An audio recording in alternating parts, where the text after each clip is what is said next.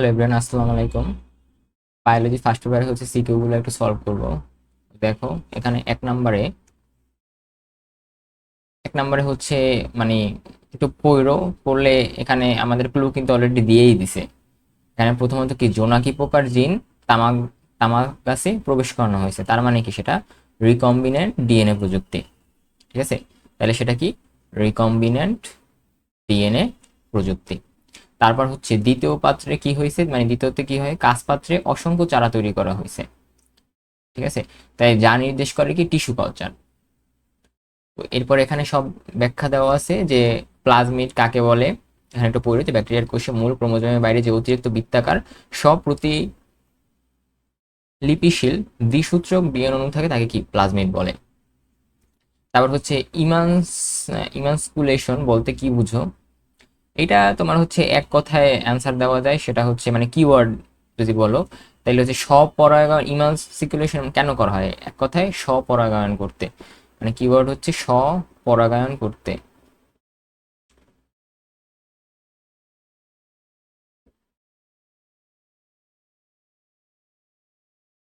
এই যে এইটাই ডিরেক্ট স্যাররা খুঁজবে, এটা দিলেই তোমার হচ্ছে অ্যান্সার বের হয়ে যায়। গ নাম্বারে হচ্ছে দেখো, গ নাম্বারে আমাদের এখানে মেইন অনেক কিছু দিয়েছি, এত কিছু তো ডিটেলস বলার টাইম নাই সমান। মানে আমি বলে দিই, সেটা হচ্ছে কি মেইন কিওয়ার্ড যেটা, যে ডিএনএ প্রযুক্তির ফ্লোচার্টে দুটি এনজাইমের নাম কিন্তু অবশ্যই তোমার থাকতে হবে। কাটার জন্য কি রেস্ট্রিকশন, রেস্ট্রিকশন এনজাইম, এটা এই কাটার কাজ করে। আর হচ্ছে জোড়া লাগানোর কাজ করে লাইগেজ এনজাইম, লাইগেজ এনজাইম।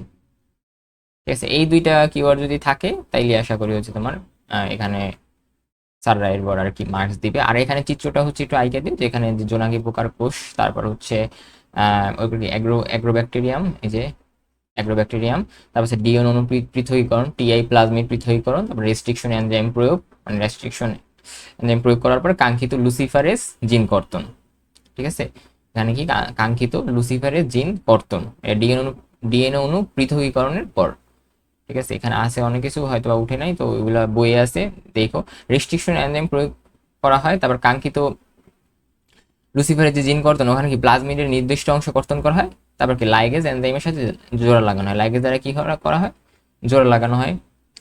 তারপর রিকম্বিনেন্ট প্লাজমিডকে তামাক গাছের সে প্রবেশ করানো হবে এবং টিস্যু কালচারের মাধ্যমে কি হয়, পূর্ণাঙ্গ চারা উৎপন্ন করা হয়। এখানে অনেক কিছু একটু মিস গেছে, তো এগুলো তোমরা বইয়ে তো আছে, এগুলো দেখো। তারপর কি হয়, পূর্ণাঙ্গ চারা উৎপাদন মানে দ্যুতিময় বা আলো বিবরণ করে জিএম তামাক গাছ সৃষ্টি হয়। দ্যুতিময় চিত্রের মাধ্যমে আর কি দেখাতে হবে, দ্যুতিময় বা আলো বিকিরণকারী তামাক গাছে প্রবেশ। ঠিক আছে, তো ঘ নাম্বারে হচ্ছে টিস্যু কালচারের ওই যে ব্যাখ্যা দেওয়া আছে, এই যে ঘ নাম্বারে এটা দেখো যে কি কি দেওয়া আছে এখানে, উপসংহার সব দেওয়া আছে, এগুলো দেখতে হবে।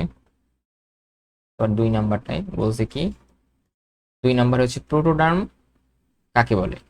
প্রোটোডার্ম কাকে বলে এখানে দেওয়া আছে যে উদ্দীপকের শীর্ষস্থ ভাজক টিস্যুর বাইরে একদম বাইরের দিকে যে কোষাস্তর থেকে মূল কাণ্ড ওদের শাখা পোশাকার ত্বক বা এপিডার্মিস সৃষ্টি হয় তাকে কি বলে, প্রোটোডার্ম বলে। তারপর কোষচক্র কি, সবই দেওয়া আছে, একটু দেখো। এবার গ নাম্বার একটা কাহিনী আছে, গ নাম্বার আর হচ্ছে ঘ নাম্বার। ঠিক আছে, গ নাম্বারটা এই যে এম, তো হাইলাইটার নেই, এম কি এটা ক্রোমোজোম না। ঠিক আছে, তাইলে আমরা ওখানে গতে হচ্ছে ক্রোমোজোমের ই করব, ব্যাখ্যা দিব, এটা সবাই পারবা। কিন্তু ঘ নাম্বার অনেকে হচ্ছে মেবি মাইটোসিস দিছো, কিন্তু মাইটোসিস যে দিবা এখানে মাইটোসিসের যে অ্যানাফিস এটা তো হবে না। এখানে এটা প্রশ্ন অ্যানালাইসিস করলেই তো অনেক ক্লু আছে। দেখো আমি এই যে ছবিটা দিচ্ছি কিন্তু বইয়ের ছবি, তাহলে বইয়ের যেহেতু এখানে ইয়েটা মিওসিস, ঠিক আছে, তাইলে কেন এটা মাইটোসিস হবে। তবে দিছো অনেকে, মার্ক পাইতে পারো হয়তো বা, শিওর করে বলতে পারতেছি না। এখন এখানে তোমার চিত্রে যদি স্পষ্ট করে দেখো তাইলে দেখবা যে এখানে মেরু, তারপর ক্রোমোসোম একদম সেম টু সেম এখানে আছে না। তাহলে সেম টু সেম যদি থাকে তো বোর্ড বইয়ের এই কোশ্চেন, বোর্ড বই নিজেই একে অ্যানাফেস ওয়ান অফ মিওসিস হিসেবে শনাক্ত করছে। তাহলে অ্যানাফেস আগে কি হয়, হোমোলোগাস ক্রোমোসোম কিন্তু আলাদা হয়, কিন্তু সেন্ট্রোমিয়ার কিন্তু বিভক্ত হয় না।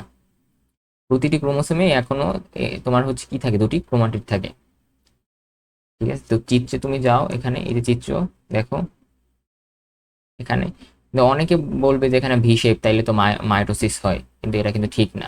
আমার বইয়ে আছে যে অ্যানাফেজ একে ক্রোমোসোম হচ্ছে বিএল যেটাকৃতি ধারণ করতে পারে। কারণ কি, স্পিন্ডল ফাইবারের টানে ক্রোমোসোমের অবস্থান কি হয়, পরিবর্তিত হয়। অর্থাৎ ভি শেপ মানেই যে মায়োটোসিস এর কোনো নিয়ম নাই, মানে ভি শেপ মানেই যে মায়োটোসিস এমন কিন্তু হবে না, যারা মায়োটোসিস আর কি দিছো। বুঝছো?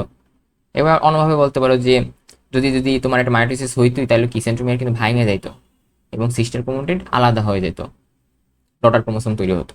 কিন্তু এই চিত্রে, এই যেখানে যাও, কিন্তু এই চিত্রে ক্রোমোসোম এখনো কিন্তু দুই ক্রোমাটিড যুক্ত অবস্থায় আছে। তাই এটি কি মায়োটোসিসের অ্যানাফেজ হতে পারবে না। বুঝতে পারছি? তাইলে অনেকে এই জায়গায় হচ্ছে ভুল করতে পারো, মানে ওই মায়োটোসিস দিতে পারো, কিন্তু এটা কিন্তু হবে না, এটা কিন্তু হচ্ছে মিওসিস হবে। তো চিত্র লক্ষ্য করলেই তোমার হচ্ছে এখানে অন্যভাবেও বলা যায়, যেমন এখানে একটু ডিটেলসে বলি যে প্রতিটি ক্রোমোজোম কি দুইটি ক্রোমাটিড নিয়ে যুক্ত আছে না, মানে সেন্ট্রোমিয়ার কিন্তু এখানে ভাঙছে, মানে সেন্ট্রোমিয়ার কি অক্ষত আছে না, এই যে দেখো এখানে সেন্ট্রোমিয়ার কি আছে, অক্ষত আছে। এইটাই তো সব থেকে বড় ক্লু। যদি এটা মাইটোসিস অ্যানাফেজ হইতো, তাহলে কি হইতো, টেলোফেজ প্লাস সাইটোকাইনেস মানে শিথিল হইতে থাকা ডিএনএর চারপাশে নতুন নিউক্লিয়াস আবার তৈরি হতো না, এবং দুইটি ভিন্ন অপত্যকোষ সৃষ্টি করতো। তো মাইটোসিস অ্যানাফেজে কি হয়, যেমন এক্স যদি মাতৃযৌগ বলি,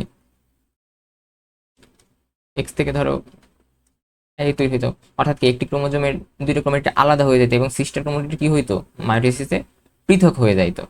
অর্থাৎ ধরো এক্স এভাবে যদি বলি, আলাদা হয়ে যাইতো। কারণ প্রতিটি ক্রোমাটিড যে স্বাধীন ক্রোমোজোম, এই যে ক্রোমাটিড এটা কি স্বাধীন ক্রোমোজোম না? আবার স্পিন্ডল ফাইবার সেন্ট্রোমিয়ার কি কি করতেছে, টানতে আছে। ছবিতে তুমি দেখো, এই যে ছবিতে এখানে কি হইতেছে, মানে ছবিটা এভাবে যদি দেখি আমরা, যে এই ধরে এইটা এক্স বলি, তাইলে এই যে অর্থাৎ পুরো ক্রোমোজোমই কিন্তু যাচ্ছে, দুইটি ক্রোমাটিড কিন্তু এখনো একসঙ্গে আছে, সেন্ট্রোমিয়ার কিন্তু ভাঙে নাই। তাহলে এটা কিন্তু কখনোই মাইটোসিস হবে না। তো মিওসিস থেকে কি হয়, এখন আসলে আমরা যে মিওসিস এক বললাম, মিওসিস থেকে কি হয়, মিওসিস একে কি হয়, ধরো এই মাতৃকোষ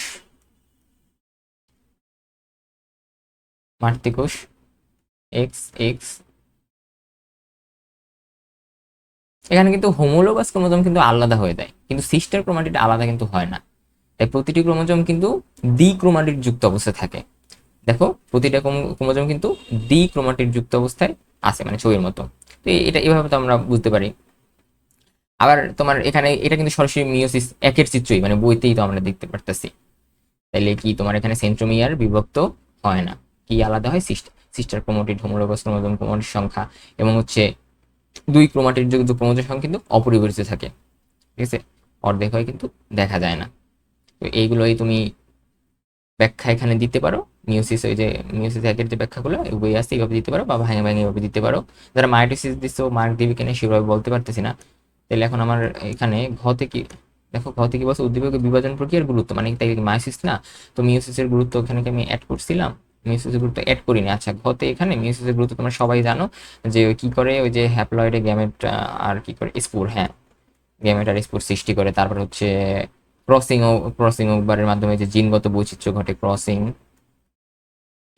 ওভারের মাধ্যমে, তার বৈচিত্র্যের মাধ্যমে অভিযোজন ও বিবর্তনে সহায়তা করে, এটা আছে। তার প্রজাতি নির্দিষ্ট ক্রোমোজোমে কি হয়, স্থির থাকে না। এই যে এইগুলো, এই ব্যাখ্যাগুলো দিলেই হয়ে যাবে। তো নেক্সটে যাই।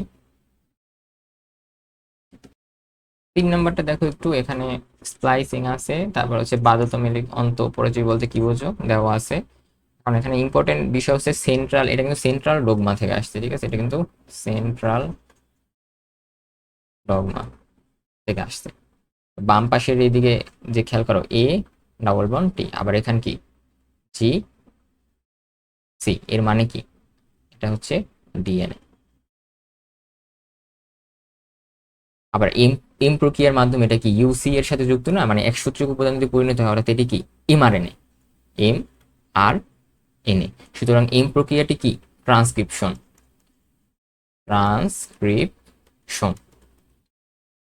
এরপর এন প্রক্রিয়ার মাধ্যমে আবার কি তৈরি হয়েছে, বায়োমলিকিউল, তাইলে এন কি ট্রান্সলেশন। তো এরপর হচ্ছে এখানে ব্যাখ্যা দেওয়া আছে সবই, যে বাধ্যতামূলক অন্তঃপরজীবী সূচনা, তারপর হচ্ছে তোমার সূচনাকরণ, তারপর হচ্ছে তোমার সমাপ্তিকরণ, এগুলো যে ব্যাখ্যা আছে এগুলো দেখো। আর ঘ নাম্বারে আমাদের কি প্রশ্ন করছে, যে এম ও এম প্রক্রিয়ার মধ্যে তুলনা করতে বলছে, ঠিক আছে। তো দেখো তুলনা কিন্তু অলরেডি সব দিয়ে দিছি। আবার তোমার এই যে গ নাম্বারে এখানে একটা বিষয়, এই যে এটা আশা করি জানো, যে সাস, যে আমাদের মেইন কাজ হচ্ছে এই যে 5 সাস সূত্রটি 3 5, এবং নতুন তৈরি হওয়া আরএনএ সর্বদা কত দিকে মুভ করে থাকে, 5 3। তো এইটা একটু মেনশন করতে হবে অবশ্যই, এটা কিন্তু স্যাররা খুঁজে। আর এখানে পার্থক্যটা যদি বক্স করো তাহলে অনেক ভালো হয়, টেবিল করে দিলে একদম ফুল 4-এ 4 দিয়ে দেয় স্যার। তারপর হচ্ছে 4 নাম্বারটা দেখো, 4 নাম্বারে এখানে এ ও বি অনেক কিছু দেওয়া আছে। এখানে এই যৌগের একক কি, অ্যামাইনো অ্যাসিড আমরা জানি, তাহলে অ্যামাইনো অ্যাসিড মিলে কি তৈরি হয়, প্রোটিন তৈরি হয়। অ্যামাইনো অ্যাসিড মিলে কি তৈরি হয়, প্রোটিন তৈরি হয়। তাহলে এ কি, একটা প্রোটিন, কিন্তু একটা প্রোটিন।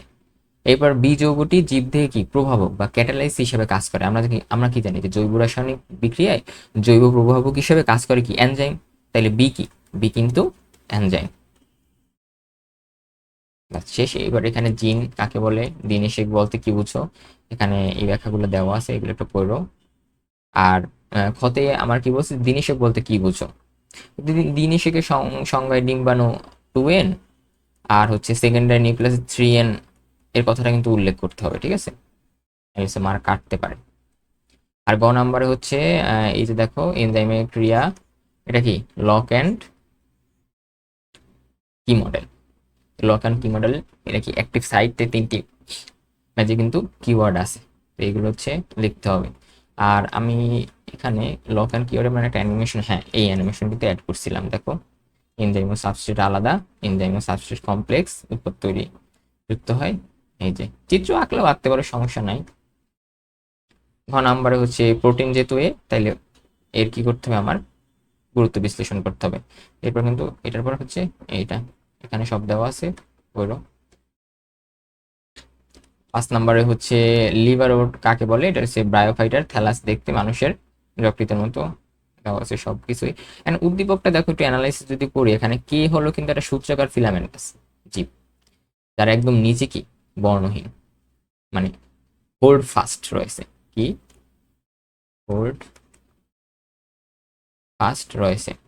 তাইলে গঠন দেখি বোঝা যায় এটা কি শৈবাল, যার নাম কি উলোথ্রিক্স। আর ফিগ এল কি, দেখো এর হলো হৃৎপিণ্ডের হার্ট শেপ না এটা, হ্যাঁ। তাইলে হার্ট শেপ যদি হয়, যার গঠন নিচের দিকে অনেকগুলো সুতার মতো কি করে, রাইজয়েড রাইজয়েড দেখা যায়, তাহলে এটা কি ফার্ন, মানে পেট্রিস।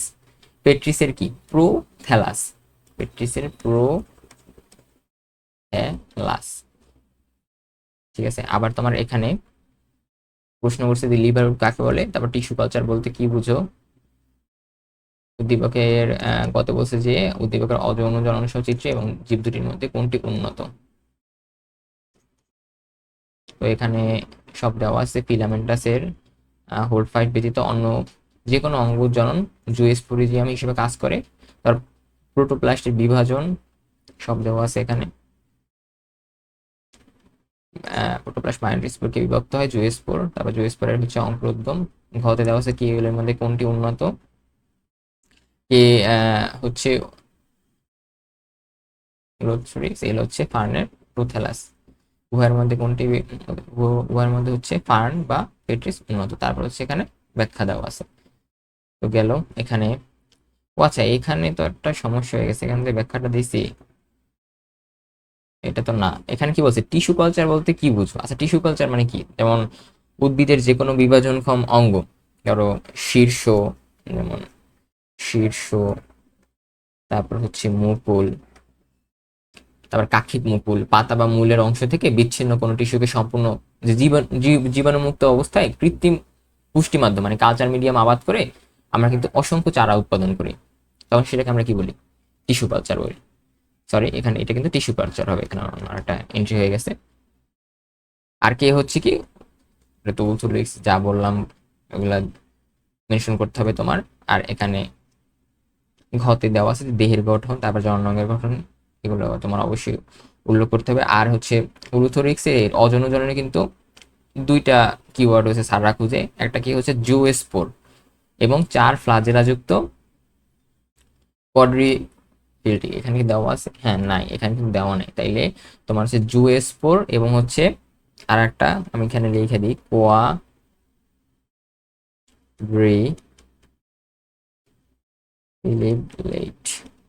এই পয়েন্টগুলো।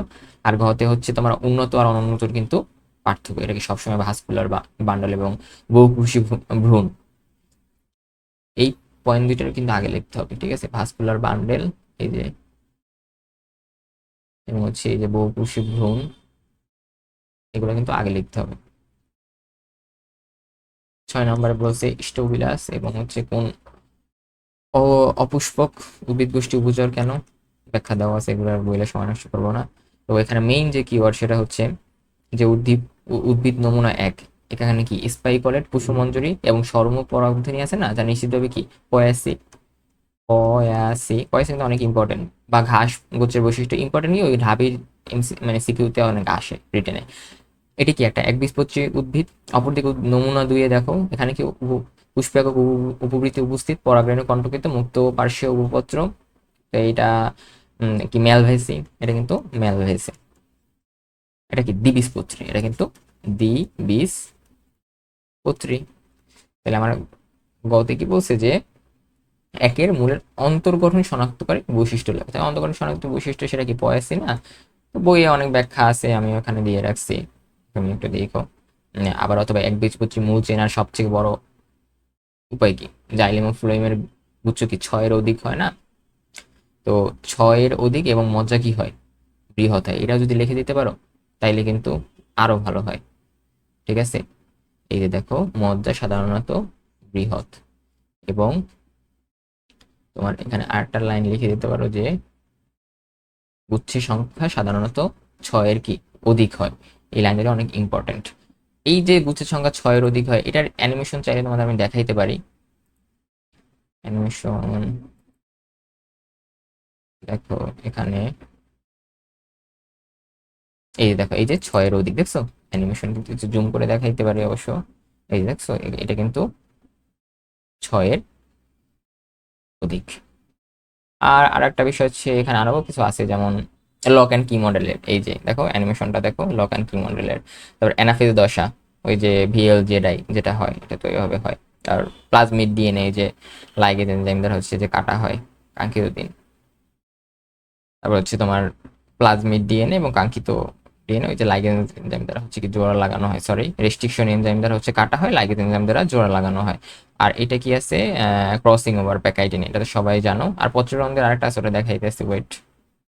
তো এইটা আর কি বললাম যে এই কিওয়ার্ড দুইটা তুমি যেতে পারো তাইলে হবে। আর ঘ নাম্বারটা কি বলছে যে উদ্দীপকের নমুনাটির পুষ্প সংকেত কি একই ধরনের, দেখো যাই না, এটা কিন্তু ঘ, ডিরেক্ট অ্যান্সার আগে না দিবা, কেন না হবে? ট্রিক্স আছে, অথবা ইয়ে মনে রাখতে পারো যে মালবেসি বুঝি পুকেংশর যে একগুচ্ছক মানে হচ্ছে, এবং পরাগধানী যে বৃক্ষাকার মানে কিডনি শেপ, কিন্তু কিডনি শেপ। তো এই ওয়ার্ড দুইটা, আর একগুচ্ছক মানে কি মোনাডেলফাস, আর পরাগধানী যে বৃক্ষাকার এটাকে কিডনি শেপ। এইটা যদি মেনশন করে দিতে, এই যে দেখছো, এই যে এটা যদি মেনশন করে দিতে পারো তাহলে কিন্তু অনেক ভালো হয়, ঠিক আছে? এই কিওয়ার্ডগুলো মার্কসের জন্য অনেক ইম্পর্টেন্ট। পরো 7 নম্বরে যাই, ফটো অ্যাক্টিভেশন। এখানে তোমার হচ্ছে এক্সপ্লান কাকে বলে। আচ্ছা, এখানে তো ফটো অ্যাক্টিভেশন এবং জেনেটিক কোড বলতে কি বুঝো? তাইলে এখানে এটা তো ডিলিট করতে হবে।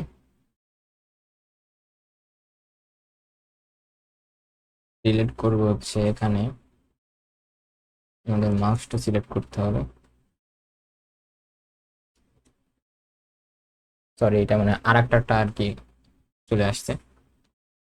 ফটো অ্যাক্টিভেশন এটা কি তোমাদের বলবো? আচ্ছা, ওই একটু আইডিয়া দিয়ে রাখি, তোমরা হচ্ছে করে দিও। ফটো অ্যাক্টিভেশন মানে কি, ওই যে আলোর প্রভাবে অণুজীব বা অণু সক্রিয় হয়ে ওঠার প্রক্রিয়াই মূলত হচ্ছে ফটো অ্যাক্টিভেশন, ঠিক আছে? এটা কিন্তু সালোক সংশ্লেষণের একটু ব্যাখ্যা দিবা, যে সালোক সংশ্লেষণের ক্ষেত্রে আলোক শক্তির উপস্থিতিতে ক্লোরোফিল অণু সক্রিয় হওয়া, এবং হচ্ছে এই যে পানির অণু ভেঙে অক্সিজেন, প্রোটন, ইলেকট্রন উৎপন্ন হওয়ার প্রক্রিয়া, এটাই কি ফটো অ্যাক্টিভেশন।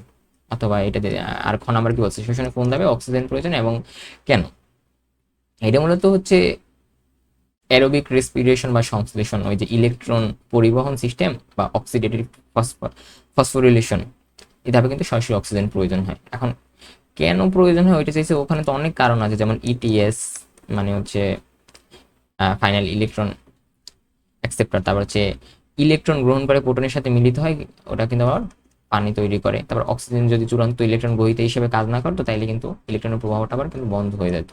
ঠিক আছে, তাহলে প্রবাহ বন্ধ হইতো এবং কেপস চক্রে ও গ্লাইকোলাইসিস প্রক্রিয়া কিন্তু তখন ব্যাহত হইতো। আর সেটা যদি ব্যাহত হতো তখন কি হতো না, এটিপি কিন্তু আর উৎপন্ন হইতো না।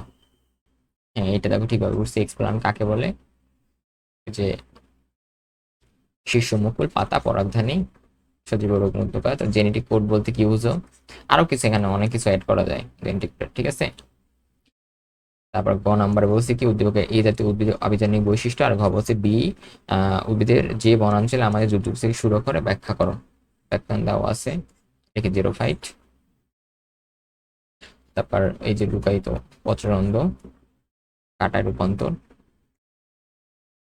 তারপর ঘতে হচ্ছে তোমার এখানে দেওয়া আছে যে বন অঞ্চলে আমাদের দুর্যোগ থেকে সুরক্ষা দেয় তা ব্যাখ্যা করো।